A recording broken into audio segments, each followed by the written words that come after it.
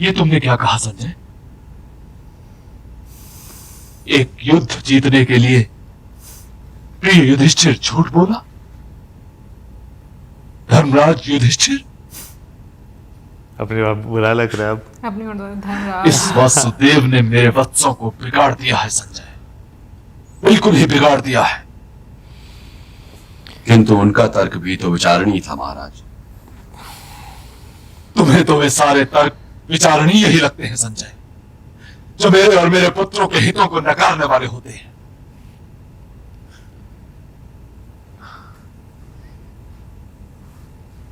आचार्य की दशा बताओ।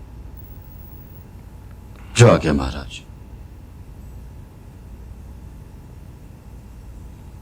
आचार्य ने अपना धनुष रख दिया है और कौन्तेय भीम उनसे कुछ कह रहे हैं।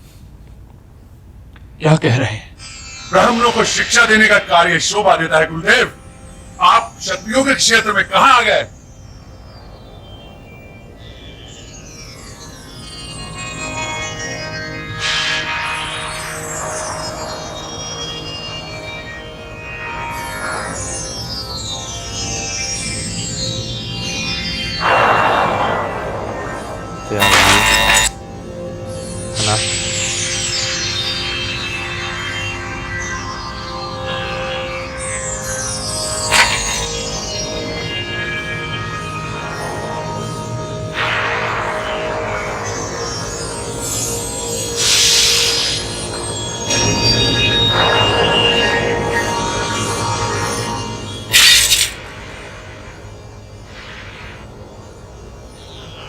ये तुम्हारे गुरु के शस्त्र है कुंती नंदन। कुचल डालो इन्हें अपने रथ के पहिए से। किंतु मुझे अब भी विश्वास नहीं होता कि मेरा पुत्र अश्वत्थामा तुमसे पराजित हो गया होगा। पर धर्मराज युधिष्ठिर झूठ नहीं बोलता, इसलिए मैं अपने शस्त्रों को त्याग रहा हूं।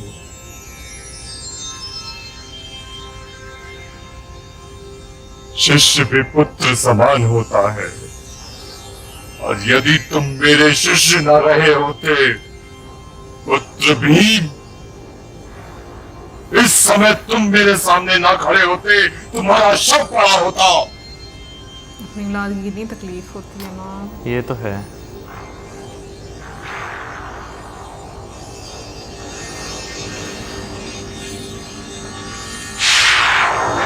यही मसला तो उनके साथ भी है, धृतराष्ट्र के साथ।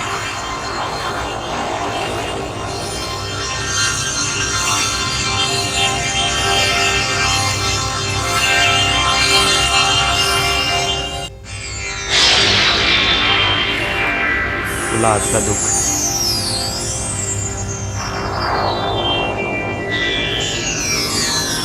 क्या खुद ही अपनी नहीं है, बस ये करेंगे।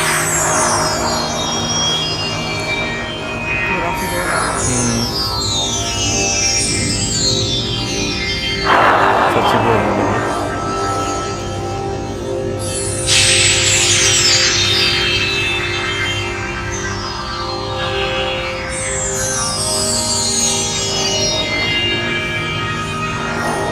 सोच रहे हैं कुछ ना।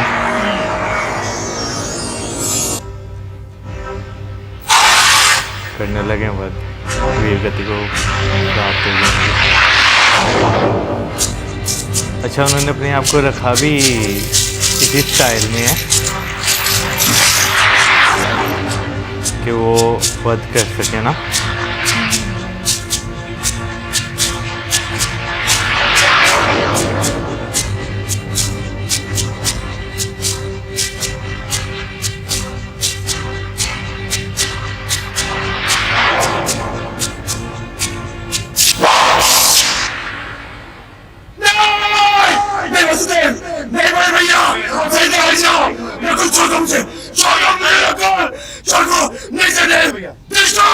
तुम्हारी इस कायरता के लिए मैं तुम्हें क्षमा नहीं करूंगा, मैं तुम्हें जीवन नहीं छोड़ूंगा। नहीं वासुदेव, इसने मेरे नियत गुरु का अपराध किया है। दुष्ट, तू क्या हो? क्या हो तू? वैसे अर्जुन को जिनसे प्यार है बुरा लग रहा है इनको भी, बहुत परेशान है।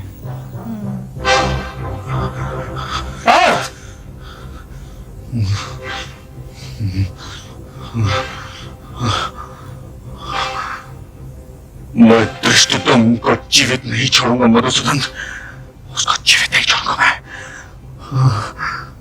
दृष्टिद्युम्न में कौन सा अपराध किया सर्वश्रेष्ठ धनुर्धर? रुक क्यों गए? बढ़ो, अपने और मेरे वीर दृष्टिद्युम्न के बीच से मुझे हटा दो। पांडव परिवार में मेरा महत्व ही क्या है? हे महावीर, मैं वही द्रौपदी हूँ जिसे बालों से पकड़कर हस्तिनापुर राज्यसभा में घसीट कर लाया गया था। मैं वही द्रौपदी हूँ जिसका वस्त्र हरण करने का प्रयत्न किया गया था और 5 शूरवीर कौन्तेय देखते रह गए थे। हे धनंजय, नीचे हो गई है। जिन द्रोणाचार्य के वध पर तुम्हें इतना क्रोध है, वो भी उस राज्यसभा में थे, और केवल थे ही नहीं, चुप भी थे। जब मेरा निहत्था और घायल पुत्र अभिमन्यु मारा गया, तो उसके हत्यारों के नेता भी वही द्रोणाचार्य थे। अब तलवार गिर जाएगी।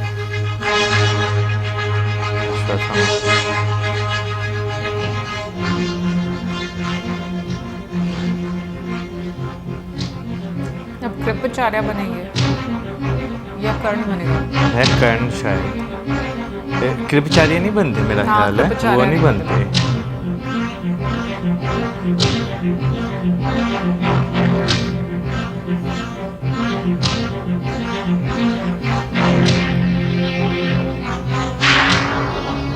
वो आए हैं सारे।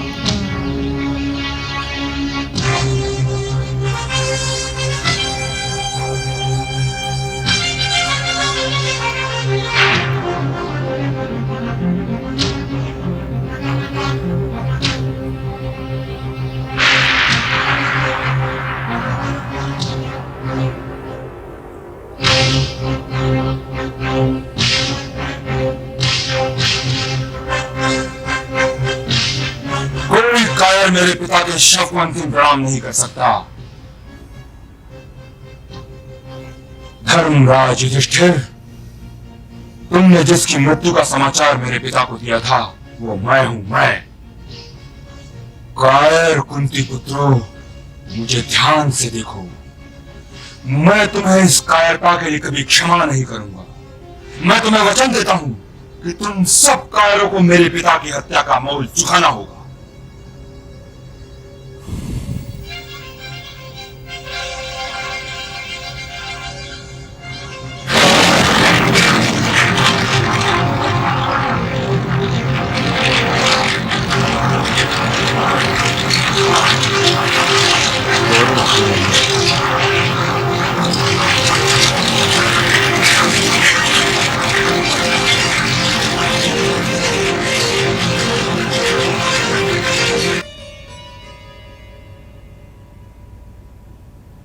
कौन आया है?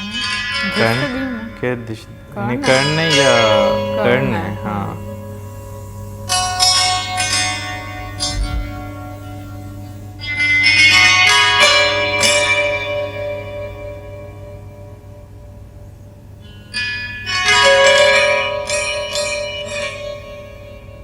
प्रणाम पितामह।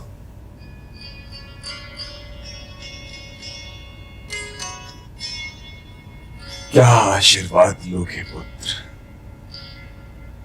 बताएं। तुम्हारे लिए विजय श्री का आशीर्वाद तो मेरे पास नहीं। क्या लंबी आयु का आशीर्वाद लेना चाहोगे? नहीं पितामह, किसी हारने वाली सेना का प्रधान सेनापति लंबी आयु का आशीर्वाद क्या करेगा? दे सकिए तो यह आशीर्वाद दीजिए पितामह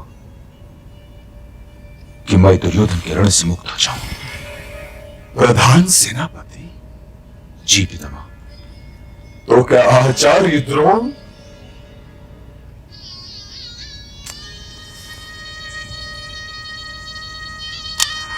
हे हस्तिनापुर, तेरे भाग्य में कैसे कैसों कैसों से बिछुड़ना लिखा है।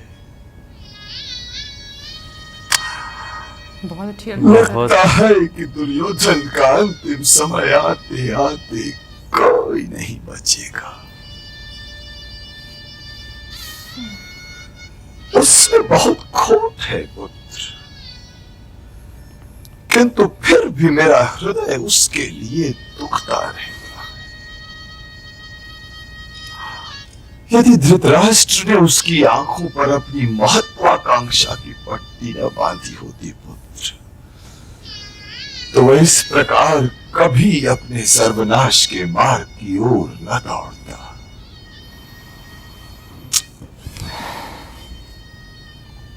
तुम्हारे प्रधान सेनापति होने का अर्थ यह पुत्र कि अब तुम भी उसे